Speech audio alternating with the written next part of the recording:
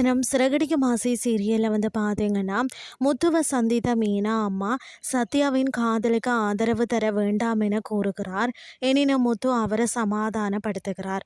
ஆனாலும் சிந்தாமணி மேலுள்ள பயத்தால் சத்யாவின் உயிர்தான் முக்கியம், அவனுக்கு வேறு ஒரு பொண்ணை பார்த்து கல்யாணம் பண்ணி வைக்கலாம், இந்த பொண்ணு மட்டும் வேண்டாம், அவனுக்கு தயவு செய்து ஆதரவு கொடுக்கணும் என அழுது புலம்பி சொல்லி போகிறார். அதற்கு பிறகு வீட்டிற்கு வந்த முத்து அம்மாவிடம் எதற்கு இப்போ சத்யா விஷயத்த சொன்னாய் அப்படின்னு சொல்லி மீனாவை திட்டுகிறார்.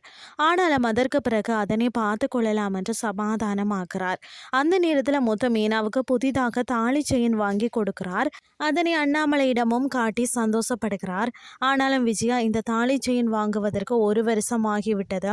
ஆனால் மனோஜுக்கு வரக்கூடிய பெண் அப்படி இல்லை, குறைந்தது 500 பவுன் நகை சரி போட்டு வருவார் என்று கனவு காண்கிறார்.